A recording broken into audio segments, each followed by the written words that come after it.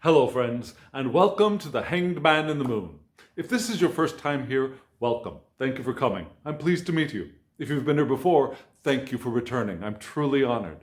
Friends, if you are a returning visitor, you probably already know that this is my deep dive in which I am exploring a unique deck called the Tarot of the Holy Light by Christine Payne-Towler, a beautiful deck based on the continental esoteric tarot systems, which is different from the decks that many of us are used to, the decks that have sprung from the Golden Dawn traditions, such as the RWS, otherwise known as the Smith-Waite deck, or the Thoth deck, the Harris-Crowley deck, for example.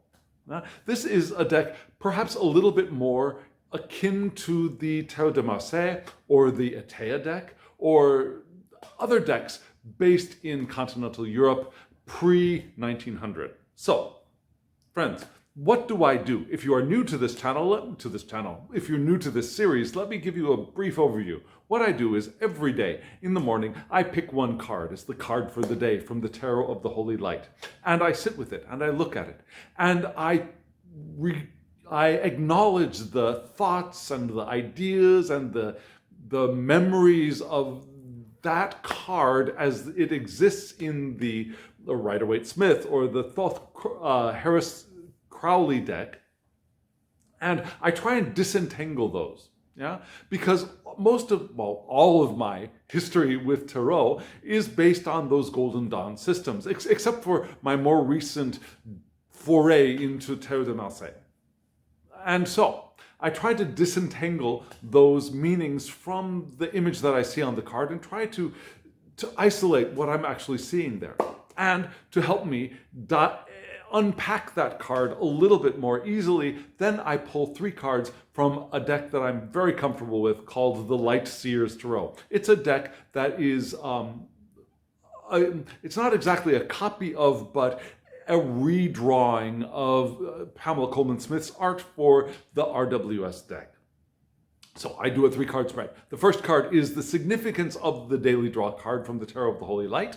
The second card is the obstacle. The third is the advice. So significance, obstacle, advice, typical 3-card spread. And then I go through my day.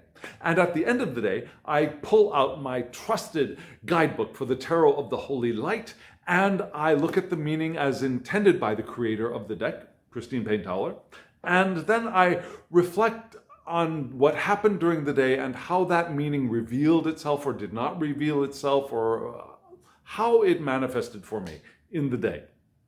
So the card that I had for today is a card that has already appeared in this series before, but this time it's upright. Before it was reversed. This is the 9 of Wands. And here you can see a volcano erupting. We see the 9 wands here, and we see 2 creatures here in a cave, perhaps taking refuge. The 2 cave-dwelling animals are a wolf and perhaps a sheep or a ram. Yeah? So we've got this idea of refuge in trying or troubling times. And refuge not necessarily with our compatriots, but potentially our enemies or people we could be in natural conflict with. So, to unpack that card, I pulled 3 cards. And let me show you those 3 cards right now.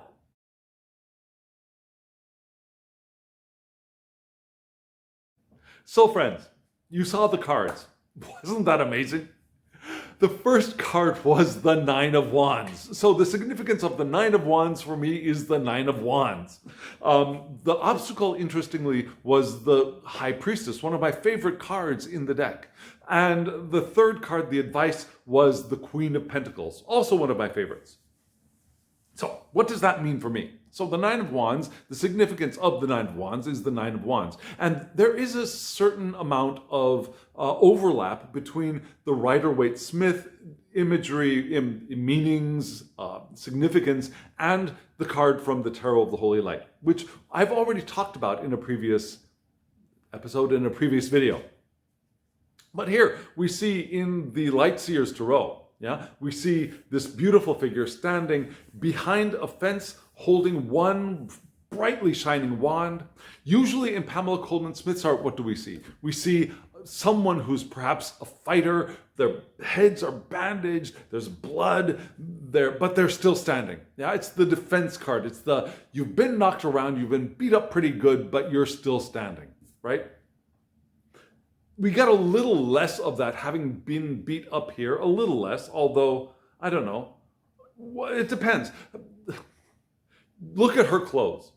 Those clothes to me could have been purchased that way. Yeah, the modern distressed kind of look, but these actually could be tears here. Yeah, the shoulder could have been torn. The sleeve here could have been torn in some kind of a battle.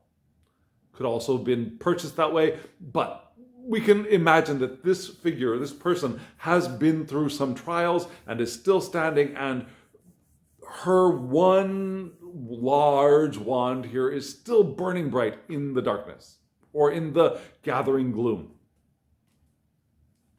Or it could also be the sunrise, right? Either way. So standing strong, standing tall in adversity.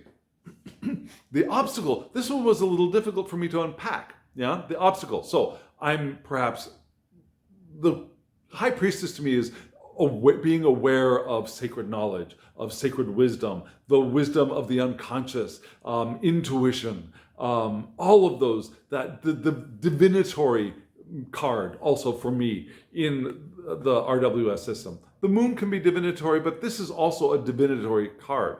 And we see this figure, if you look carefully, the eyes of this figure are both closed and open. Can you see the eyelids closed? And yet on the eyelids, if you look very carefully, you can also see vaguely eyeballs, right? So the closed yet open, yeah?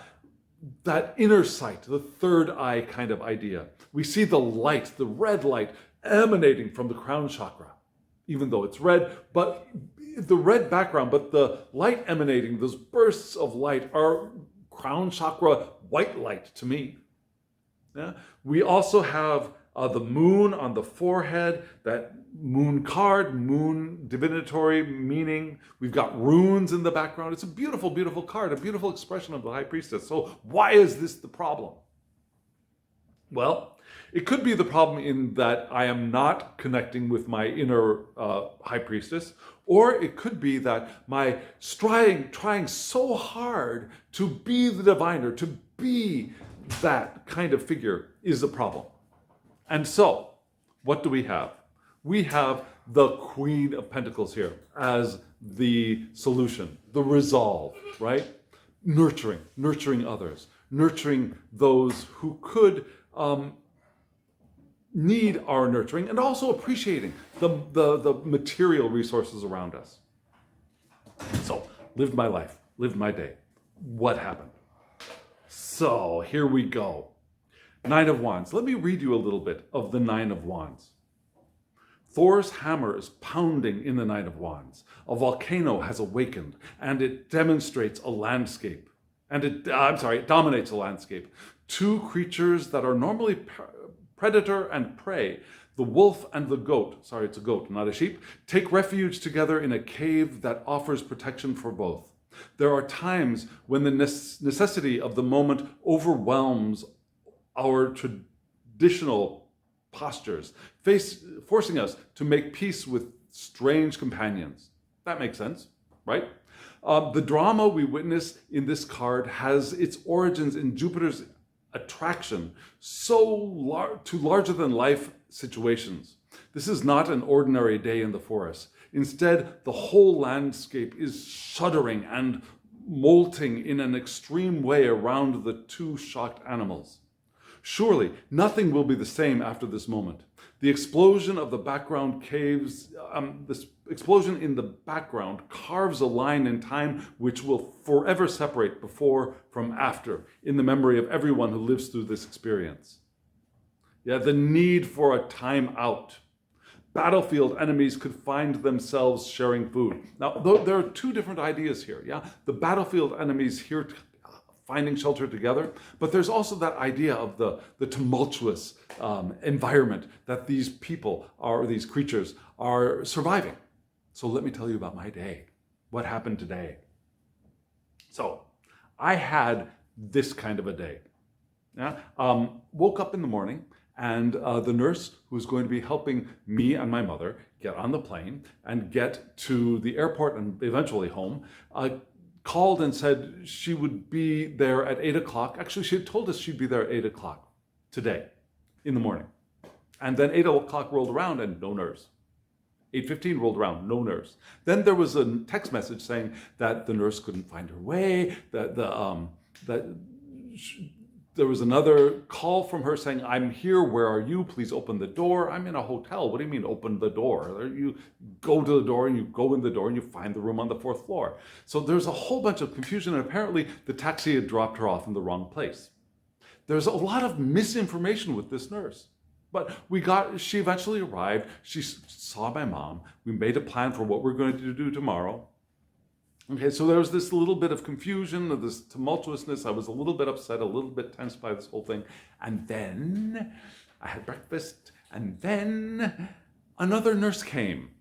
Yes, another nurse, apparently from another company, coming to talk to me and give us that same interview to get my mom on a plane back home. I can't tell you how confused and distraught and upset I was inside. Tried to be calm through the whole thing, but still, there was all of this confusion. Why are there 2 nurses? What's going on? The company who's supposed to be overseeing all of this, they had no idea what was going on. They asked me, well, what did you do? What happened? And so I had really one of these days. So we figured it out. We figured out that my mother's helper had contacted my mother's home insurance people and said that we may need a little bit of help. And apparently they should have called the other insurance company and worked it out. But apparently they thought, oh no, I've got to open up a new claim. So now there are these 2 nurses. What are we supposed to do? Who's going to pay for all of this? What's going on? And so I tried to deal with my mother. My mother had not an episode. She had a period, a moment where she suddenly got afraid of flying. She was every day, I want to go home, I want to go home, I want to go home. When are we leaving? When are we getting on the plane? When are we going home? Then today, now that we're getting it all prepared, she started saying, I can't go home, I can't go home. I'm too weak, I'm too tired, I don't know what to do. She had that, because of the dementia, she had that moment of insecurity. And this is the first time I saw that kind of insecurity from her. And so I was distraught by it. And so I called the nurse that I trusted the most. The second nurse, who showed up at the door without needing to call me, without any problem with the taxi, with a better plan, with a clearer idea of what to do to get my mom to the airplane and on the plane and back home. That second nurse, that was actually part of the overarching travel insurance company that should have been here from the first place. I called her and talked to her, and it was a little bit late. That moment had passed for my mother, but still, she helped reassure me that yes, everything's okay. That moment of disorientation and discomfort and trepidation on my mother's part to the extreme is normal. It happens to everybody. So we're all set. We're going to be going tomorrow. No problem. Later on, my mom took a brief nap. She woke up and boom, she's back into the world and ready to go. So what I think this all meant, yes, there was this tumultuous experience to the extreme. Things were very disorganized and things seemed very, very uncomfortable, and who's to blame and what's going on and all of that fiery, conflicting passion. So I stood tall, and I did remember this. I remembered that my job today was to be the Queen of Pentacles, to be the nurturer, the one to take care of people. Not to be the defensive, well, it's not my fault, I didn't do anything, which is part of what I wanted to move into. That's my habitual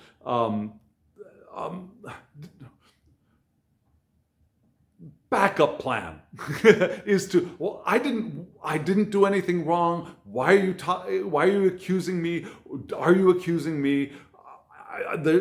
I had nothing to do with it, but I realized that the real thing that I needed to do in this situation especially was to be the one who takes care of other people rather than getting defensive. So I tried to take care of my mother. I didn't do so well that time when she was feeling weak because I was a little bit scared seeing her fear.